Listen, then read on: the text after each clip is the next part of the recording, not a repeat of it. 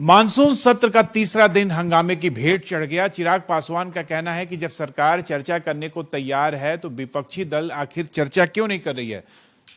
पप्पू जी बताइए, चर्चा क्यों नहीं हो रही है? आप ही के नेता हैं। बड़े इन्हीं लोग का चर्चा, चिराग जी का, उपेंद्र कुशवाहा का, मांझी का, इसी तीनों का पहले चर्चा बीजेपी का और नीतीश जी का हो जाए। चर्चा का क्या मतलब? ट्रंप कह रहे हैं कि मैंने इतने बार समझौता कराया, तो ये बात कौन बोलेगा? मोदी जी बोलेंगे। पहलगाम की घटना पर मोदी जी जवाब देंगे। तो मोदी जी चर्चा के लिए तैयार होंगे तब ना। और आप चर्चा कहाँ चाहते हैं? चर्चा चाहते तो जिस तरीके से कल आपने राष्ट्रपति जी के साथ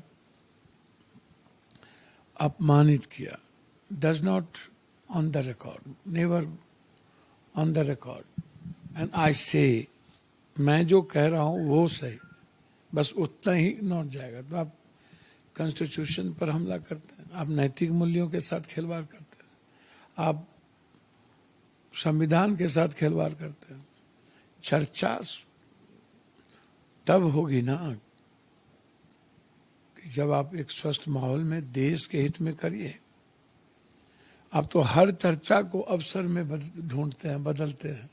कुर्सी और सियासत की चर्चा करते हैं, सिंदूर, इसको भी आप अवसर में बदलते हैं। पहलगाम को भी आपने अवसर में बदला। 38 हमले हुए उसके बाद, पहलगाम के बाद। तो आप चर्चा, आप संतोषजनक बात करेंगे नहीं, एसआईआर पर आप बात करेंगे नहीं। चुनाव आयोग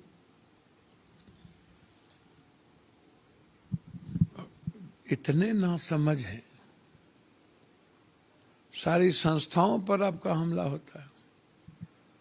इसके पहले चुनाव आयोग खत्म हो गए, छोड़ दिया था, रिजर्व बैंक के गवर्नर छोड़ दिया था, 5 जज ने डेमोक्रेसी के मूल्यों पर खड़ा किया था कि क्या होगा, राइट्स पर खड़ा किया था। तो बीजेपी चर्चा कहाँ क्या चाहती है? पर लगातार जिस अब चिराग जी को तो याद नहीं होगा कि रामविलास जी की तस्वीर कैसे फेंक दी गई थी, अंबेडकर जी की तस्वीर कैसे फेंकी गई, इनको कैसे निकाल दिया गया था, अपमानित किया गया। और फिर करेंगे बीजेपी वाले अपमानित। फिर दूसरा नीतीश कुमार पैदा नहीं करेंगे। अब कहाँ हो? भाई को सपोर्ट किया, फिर फलना ले लिया। तो एसआईआर पर तो कोई समझौता नहीं करेंगे ना। आप आधार कार्ड, राशन कार्ड को आप सुप्रीम कोर्ट के आग्रह के बावजूद तैयार नहीं हो। और दूसरी चीज, कोई लॉ ही नहीं है कि हम नागरिकता की बात करें। और तीसरी चीज की 6 महीना पहले आपने वोटर लिस्ट बनाया है। आपको एसआईआर 22 साल के बाद ये करने का, एसआईआर का मतलब क्या है कि किसी भी कीमत पर बीजेपी की सरकार को बनवाना। आप कहते हो कि मैट्रिक सर्टिफिकेट, 14% भी मैट्रिक नहीं किया हुआ है। तो एसटी, एससी, ईबीसी के लोग तो मैट्रिक है नहीं। पर आज आप सुनो ना भैया, 1.3% में मैट्रिक है। दूसरी बात, किस बाप दादा के पास 87 और 2003 के बाद जन्म चमैन के हाथ में पैदा हुए, या तो माँ के हाथ में पैदा हुए? कौन सा, कहाँ से लाए हम?